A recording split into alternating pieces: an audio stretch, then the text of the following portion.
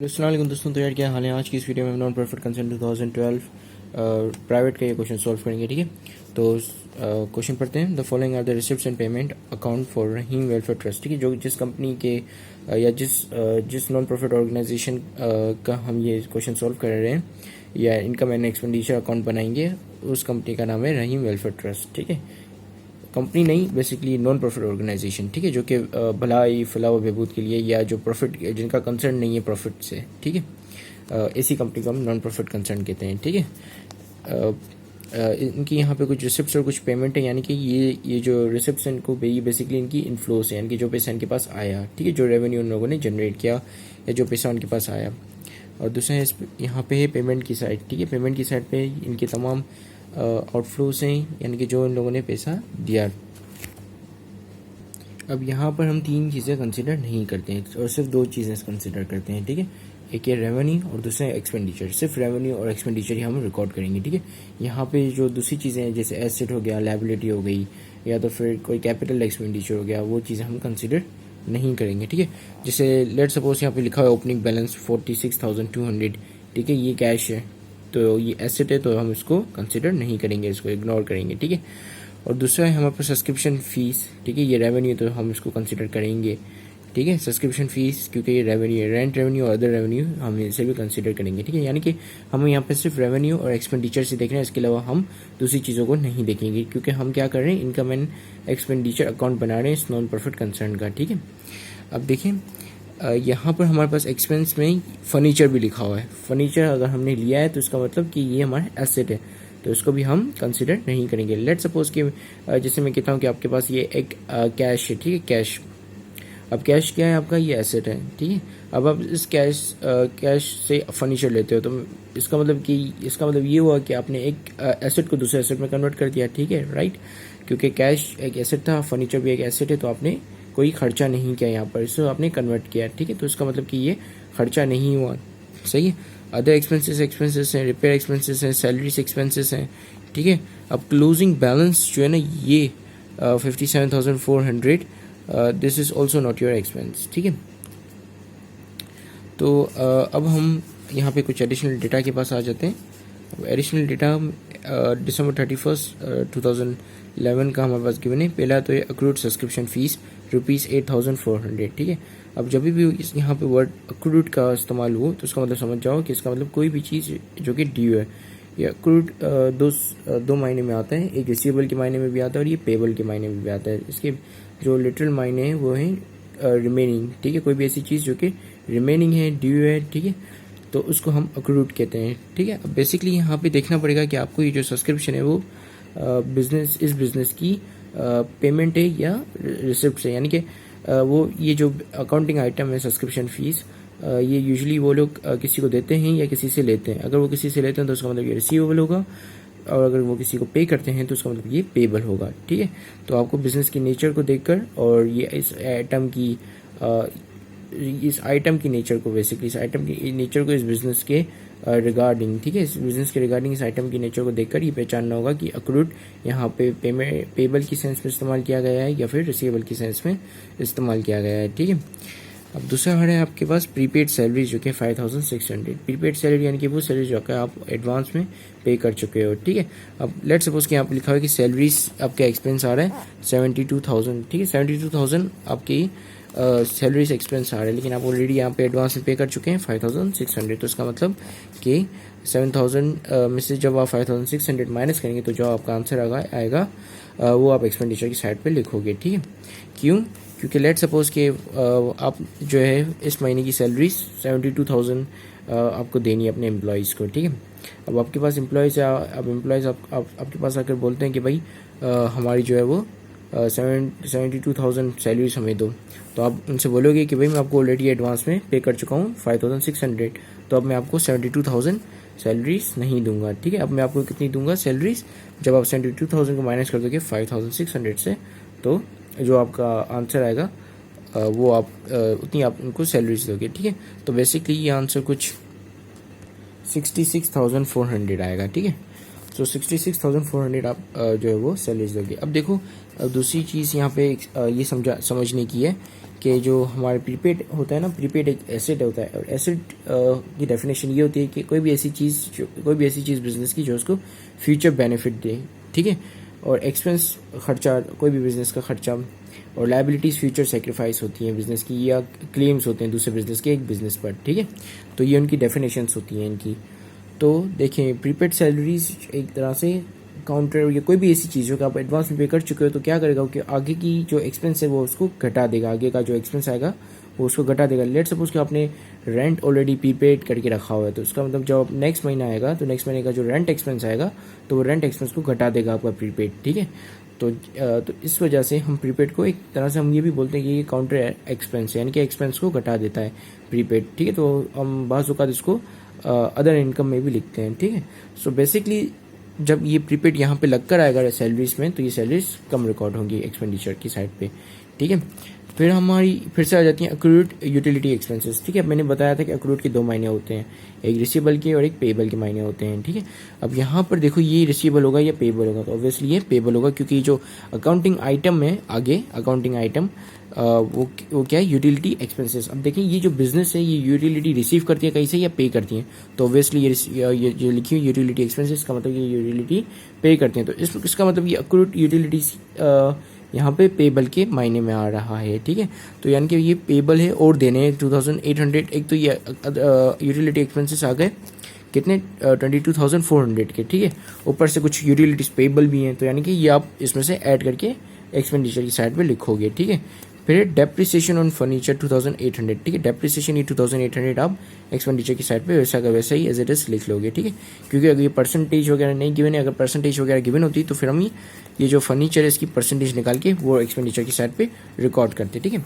So prepaid आखिर में क्या लिखा हुआ है, prepaid income and expenditure account for the year ended December 31, 2012। So let's prepare it. तो इनकम और एक्सपेंडिचर को इनकम एंड एक्सपेंडिचर अकाउंट को बनाने का ये तरीका होता है कि एक तरफ आप एक्सपेंडिचर सारी रिकॉर्ड करते हो, दूसरी तरफ आप इनकम रिकॉर्ड करते हो, कोई भी ऐसी चीज़ जो कि रिसीव हुई है। यहाँ पे आपको इनफ्लोज आते हैं, यहाँ पे आपके आउटफ्लोज आते हैं, ठीक है। और यहाँ पे आप लिखते हो कि वेलफेयर रेमान welfare trust income and expenditure account for the period ended December 31, 2011, ठीक है, जो कि मैंने नहीं लिखा लेकिन आप लिख लेना, ठीक है। तो अब यहाँ पे जो आखिर में ये होता है कि जब आप तमाम एक्सपेंडिचर्स के आइटम्स जो हैं आपके अकाउंटिंग आइटम्स जो आप लिस्ट डाउन यहाँ पे कर लेते हैं, तो उसके बाद आप जो इनकम के तमाम आइटम लिस्ट डाउन कर लेते हैं, तो फिर आप देखते हैं कि आपके एक्सपेंडिचर ज़्यादा हैं या आपकी इनकम ज़्यादा है। अगर लेट सपोज अगर आपकी इनकम ज़्यादा है, यहाँ पे इनकम का अकाउंट ज़्यादा आ रहा है और एक्सपेंडिचर आपके कम हुए as compare to the income, तो आप यहाँ पे सरप्लस की एक एंट्री डाल के और जो भी डिफरेंस आ रहा होता है वो डिफरेंस आप सरप्लस में रिकॉर्ड करके यहाँ पे इन दोनों को बैलेंस कर लेते हो, ठीक है। लेकिन अगर ये चीज़ अपोजिट हो जाती है और आपकी जो इनकम कम हो जाती है और अगर आपका एक्सपेंडिचर ज़्यादा हो जाते हैं, तो अब यहाँ पर एक डेफिसिट की एंट्री डालते हैं और फिर इन दोनों को बैलेंस कर लेते हैं, ठीक है। सो बेसिकली अगर डेफिसिट है तो लॉस है, और अगर सरप्लस है तो इसका मतलब प्रॉफिट में, ये हमारा नॉन प्रॉफिट कंसर्न, ठीक है। सो अब इसको करने से पहले मैं आपको नॉन प्रॉफिट कंसर्न के बारे में थोड़ा बता दूं कि non profit concern basically welfare organisations होती हैं जो कि मुल्क में जो फलाह व बहबूद का काम कर रही होती हैं, ठीक है। और इनके ऊपर जो है टैक्सेशन की कोई चार्जेस वगैरह नहीं होते, क्योंकि ये वो काम ही कंट्री के लिए कर रहे हैं, मतलब अपने मुल्क के लिए कर रहे हैं जिस मुल्क में ये ऑर्गेनाइज्ड हैं, ठीक है। सो उस ये अकोमोडेटेड हैं, ठीक है। तो उस मुल्क के फलाह बहबूद के लिए ऑलरेडी एक वेलफेयर सोसाइटी, मतलब ऑलरेडी एक वो वेलफेयर ऑर्गेनाइजेशन है, लोगों के लिए काम कर रही है, तो जाहिर सी बात है गवर्नमेंट इनसे टैक्स की वसूली तो नहीं करेगी ना। So this is something that I think that you should know, ठीक है। So let's start with our question, ठीक है। तो सबसे पहले हम देखते हैं कि हमारे एक्सपेंडिचर की साइड को पकड़ते हैं, ठीक है। और एक्सपेंडिचर की साइड यहाँ पे पेमेंट की तमाम आइटम्स जो हम एक्सपेंडिचर की साइड पे रिकॉर्ड करते हैं। तो हम पहले देखते हैं, पहले हमारे पास सैलरीज है 72,000 की, ठीक है। लेकिन यहाँ पर हमने ऑलरेडी कुछ प्रीपेड सैलरीज दे दी थी, जिसकी वजह से हमारी सैलरी एक्सपेंस कम हो गई, ठीक है। तो यहाँ पे हम जब इसको 72,000 को माइनस करेंगे 5,600 से, तो ये आपके पास आ जाएगा 66,400, ठीक है, ठीक है। तो सबसे पहले हमने यहाँ पर सैलरीज रिकॉर्ड कर ली है, ठीक है। अब यहाँ जो मैंने यहाँ पे माइनस किया वो 72 में से 5,600 माइनस कर दिया, ठीक है। तो आपका पास आ गया ये 66,400, ठीक है। ये आप यहाँ पे कैलकुलेटर में भी देख सकते हैं, ठीक है। 72,000 माइनस 5600, तो आपका आंसर आएगा 66,400, ठीक है। ये मैंने डेसिमल वाले तरीके से किया है। इससे क्या होता है कि जो डबल आप जीरो को डबल काउंट कर लेते हो ये मिस्टेक नहीं होती है, ठीक है। सो बहरहाल मैंने ये इस तरीक़ों को ऑलरेडी एक वीडियो में एक्सप्लेन किया हुआ है। So you should check out, ठीक है, that video if you want to learn how to do quick calculation in accounting. So let's get back to this. अब हमारे पास जो दूसरा पेमेंट में जो अकाउंटिंग आइटम है वो है रिपेयर एक्सपेंस 6400, ठीक है। रिपेयर एक्सपेंस हमारे क्लियर एक्सपेंस है, ठीक है। अब देखते हैं कि इसके रिगार्डिंग यहाँ पे कुछ प्रोविजंस दिए गए या नहीं दिए गए, ठीक है। सो रिपेयर एक्सपेंस के रिगार्डिंग कुछ हमारे पास यहाँ पे प्रोविजंस नहीं गिवन है या एडिशनल इन्फॉर्मेशन नहीं गिवन है, ठीक है। सो हम इसको एज इट इज ही लिख लेंगे, ठीक है, रिपेयर एक्सपेंस। अब इसके साथ यहाँ पे रिपेयर एक्सपेंस को रिकॉर्ड कर लेते हैं, ठीक है। So let me just right it, repair expense कितने का था, लेट मी जस्ट सी, ये है आपका रिपेयर एक्सपेंस 6400 का, ठीक है, 6400, ठीक है। तो रिपेयर एक्सपेंस भी हमने रिकॉर्ड कर लिया। अब हम देखते हैं कि दूसरा हमारा कौन सा एक्सपेंस है। तो दूसरा एक्सपेंस है हमारा यूटिलिटी एक्सपेंस, ठीक है, जो कि कितने का है utility expense 22,400। If you guys can see it, I know it's little bit blurry but I hope that you are able to see it. So ये 22,400 है और हमारे पास अक्रूड यूटिलिटीज़ हैं 2,800, ठीक है। 2,800 अक्रूड है यानी कि पेबल हैं और हमारे पास ऑलरेडी यूटिलिटी का एक्सपेंस आया हुआ है 22,400, ठीक है। तो आप इसमें ये दोनों को एडअप कर लोगे, ठीक है। ये पे करनी है और ये अभी पे, मतलब ये पे करनी है, ये पेबल है, लायबिलिटी है, ठीक है, ये पे करनी है आपको, ये भी एक्सपेंस है आपकी, और यूटिलिटी भी, ये भी वाली भी यूटिलिटीज एक्सपेंस है, ठीक है। क्योंकि अगर आप इस अक्रूड यूटिलिटी की जनरल एंट्री बनाओगे तो क्या बनेगी, यूटिलिटी पेबल आप क्रेडिट करोगे और यूटिलिटी एक्सपेंस को आप डेबिट करोगे, ठीक है। तो ये डेबिट और ये वाली जो यूटिलिटीज हैं ये भी डेबिट, दोनों डेबिट यूटिलिटीज प्लस हो गई, ठीक है। तो कितनी आ गई हमारी 22,400 plus, let me just do it in this calculator, ठीक है। तो ये आ गई हमारी 25,200, ठीक है। तो हम यहाँ पे लिख लेते हैं, ठीक है। तो हमने यहाँ पे ये रिकॉर्ड कर ली। अब हम देखते हैं हमारा दूसरा पेमेंट का आइटम कौन सा है। सो अदर एक्सपेंसेस है हमारे पास 58,800 के, और फिर हमारे पास फर्नीचर है 56,000 का। सॉरी, फर्नीचर को तो हम रिकॉर्ड नहीं करेंगे क्योंकि ये एसेट है, उसको हम जो हटा देते हैं, ठीक है। ये रिकॉर्ड नहीं होगा क्योंकि ये एसेट है, ठीक है। अदर एक्सपेंसेस बस बच गए और एक डेप्रिसिएशन एक्सपेंस हमारा बच गया जो कि यहाँ पर लिखा हुआ है, ठीक है। ये डेप्रिसिएशन ऑन फर्नीचर, ठीक है, ये एक एक्सपेंस है तो हम इसको एक्सपेंडिचर की साइड पे रिकॉर्ड करेंगे, ठीक है, 2,800 का, ठीक है। और इसके अलावा हमने तमाम एक्सपेंसेस हमारी रिकॉर्ड कर लिए हैं, ठीक है। तो अदर एक्सपेंसेस को और डेप्रिसिएशन एक्सपेंस को भी मैं ये रिकॉर्ड कर लेता हूँ, ठीक है। तो हमने यहाँ पर अदर एक्सपेंस और डेप्रिसिएशन एक्सपेंस भी रिकॉर्ड कर लिया, ठीक है, एज इट इज़, जो कि वहाँ लिखा हुआ था 5 ईयर में क्वेश्चन में, हमने वही एज इट इज़ उठा के यहाँ पे लिख लिया, ठीक है। क्योंकि इनके रिगार्डिंग कुछ एडिशनल इन्फॉर्मेशन या कुछ प्रोविजंस गिवन नहीं थी, ठीक है। अब हमारे तमाम एक्सपेंसेस हो गए, तमाम एक्सपेंडिचर के आइटम्स हमने रिकॉर्ड कर लिए हैं, ठीक है। अब हम जाते हैं हमारी इनकम या रिसिप्ट की साइड पे, ठीक है। तो रिसिप्ट की साइड पे सबसे पहले हमारे पास ओपनिंग बैलेंस है जिसको हम कर देंगे ignore because this is asset not a revenue, ठीक है। फिर आपके पास है सब्सक्रिप्शन रेवेन्यू जो कि आपका 1,78,000 का है, ठीक है। फिर अक्रूड सब्सक्रिप्शन फीस 8,400 की, ठीक है। मैंने आपको बताया था कि जैसे ही अगर आपको मतलब अक्रूड का वर्ड सामने नजर आए तो समझ जाओ या तो फिर ये रिसीवेबल है या पेबल है, बेसिकली ड्यू है कोई भी चीज़, रिमेनिंग है, ठीक है। और अब फिर आगे देखो कि आइटम कौन सा लिखा हुआ है, ठीक है। आइटम लिखा हुआ है कि सब्सक्रिप्शन फीस है। अब देखो ये आइटम इस बिजनेस का इनफ्लो है या आउटफ्लो है, या तो या बिजनेस ये आइटम को पे करती है किसी को, या तो फिर ये आइटम कोई इनको इस बिजनेस को कोई पे करता है, ठीक है। सो बेसिकली ये आइटम जो है वो रिसिप्ट साइड पे लिखा है, तो इसका मतलब ये रिसीवेबल होता है इनका। ये इनको कंपनी को लोग जो है सब्सक्रिप्शन करते हैं, ठीक है। कंपनी किसी को सब्सक्रिप्शन नहीं करती, ठीक है। तो बेसिकली आपने को अक्रूड का वर्ड देकर घबराना नहीं है, बल्कि आपने ये देखना है कि ये रिसीवेबल के मायने में आ रहा है, पेबल के मायने में आ रहा है, और आगे इसके आगे जो आइटम, अकाउंटिंग आइटम जो जुड़ा हुआ है वो कंपनी का आउटफ्लो या इनफ्लो है, ठीक है। ये आपको ये आप जब देखोगे तो आपको खुद ब खुद ही पता चलेगा कि ये अक्रूड की एंट्री किस तरह हम पास करनी है। यूजुअली क्या होता है कि लोग जो है वो या मेरी तरह मैं भी पहले काफ़ी घबरा जाता था ये अक्रूड की एंट्री देखकर। तो जब तक ये क्लियर हुआ मुझे तभी मैं आप जो है बिल्कुल क्लियरिटी के साथ समझा रहा हूँ कि आपने जब अक्रूड को देखकर किस तरह इसको जो है वो टैकल करना है, ठीक है। सो सब्सक्रिप्शन फ़ीस हमारी 1,78,000 है, ठीक है। ये सब्सक्रिप्शन फ़ीस हमारा रेवेन्यू है और ये सब्सक्रिप्शन फ़ीस हमें आनी है। तो हमें टोटल सब्सक्रिप्शन फ़ीस कितनी आनी है, जब आप 1,78,000 को प्लस कर दोगे 8,400 से, तो आपको पता चल जाएगा, ठीक है। तो let me just get my calculator, ठीक है। तो जब हमने जो हमारी सब्सक्रिप्शन रेवेन्यू है 1,78,000 उसमें प्लस कर दिया सब्सक्रिप्शन रिसीवेबल को 8,400, तो अब क्या आ गया 1,86,400, ठीक है।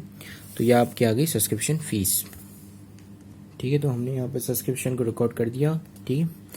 और अब हमारे पास सिर्फ दो और रेवेन्यू है, जो एक है 18,000 और दूसरा है 30,800, और इन दोनों के रिगार्डिंग कुछ भी यहाँ पे एडिशनल इन्फॉर्मेशन में गिवन नहीं है, ठीक है। तो हम इन दोनों को एज इट इज लिख देंगे, ठीक है। अब हमने यहाँ पे हमारे तमाम एक्सपेंडिचर्स और इनकम आइटम्स सारे रिकॉर्ड कर लिए हैं, ठीक है। तो अब हम देखेंगे कि हमारा सरप्लस यहाँ पे आएगा या फिर डेफिसिट, ठीक है। तो इसके लिए हम क्या करेंगे कि जो भी हमारा रेवेन्यू है इन सबको प्लस कर देंगे और फिर इन सब में से हम हमारे एक्सपेंडिचर को माइनस करते जाएंगे, ठीक है। अब मैं यहाँ पे कैलकुलेटर में आपके सामने यहाँ पे ये काम करूँगा, ठीक है। तो सबसे पहले हम हमारी इनकम साइड पे जो भी अमाउंट्स हैं उनको प्लस कर देते हैं, ठीक है। तो सबसे पहले तो आ गई हमारी सब्सक्रिप्शन जो कि 1,86,400, ठीक है। फिर इसमें हम ऐड कर देंगे रेंट रेवेन्यू जो है हमारा 18,000, ठीक है। फिर ऐड कर देंगे हम अदर रेवेन्यूज जो है 30,800, ठीक है। फिर हम लेस करेंगे हमारे एक्सपेंडिचर तमाम, ठीक है। तो पहला एक्सपेंडिचर है हमारा 66,400, ठीक है। ये कैमरा थोड़ी ब्लरी हो गई है, let me just adjust it, okay सही हो गई, ठीक है। तो सबसे पहला हमारा एक्सपेंडिचर है 66,400, फिर दूसरा है हमारा एक्सपेंडिचर 6,400, ठीक है। फिर हमारे पास यूटिलिटी एक्सपेंस है 25,200, फिर आ जाता है हमारी अदर एक्सपेंसेस जो है हमारी 58,800, ठीक है। उसके बाद आ जाता है हमारा आखिरी एक्सपेंडिचर जो है डेप्रिसिएशन एक्सपेंस 2,800, तो मैंने यहाँ पे 2,800 लिख लिया, ठीक है। अब देखिए ये जो तरीका मैं यूज़ कर रहा हूँ इससे क्या होता है कि ज़ीरो की गलती नहीं होती है, ठीक है। कभी कभी अब अक्सर ऐसा होता है कि जो स्टूडेंट्स हैं या आप और हम एक ज़ीरो गलती से ज़्यादा लगा लेते हैं, ठीक है। तो इससे क्या होता है इस मेथड से आप जो है एक ज़ीरो मतलब ज़्यादा नहीं लग सकेगा, ठीक है, क्योंकि ये डेसिमल वाला तरीका है। तो इससे ये इस मिस्टेक से हम बच सकते हैं, ठीक है। एक ज़ीरो ज़्यादा लगाने वाली मिस्टेक से बच सकते हैं, ठीक है। तो ये अब हमारा आ जाता है 75,600 का सरप्लस, ठीक है। अगर ये अमाउंट नेगेटिव में आती तो हम इसको डेफिसिट मानते हैं, ठीक है। ठीक है, तो अब ये हम यहाँ सरप्लस रिकॉर्ड कर लेते हैं, ठीक है। सरप्लस की यहाँ पे हम एंट्री डालेंगे SURPLU सरप्लस, ठीक है। कितना 75,600, ठीक है। अब हमें इन दोनों को बैलेंस कर लेंगे, ठीक है।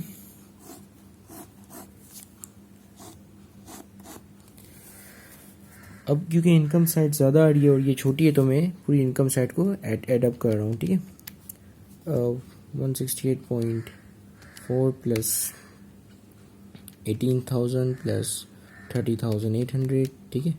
तो ये कितना आ गया 2,35,200, ठीक है।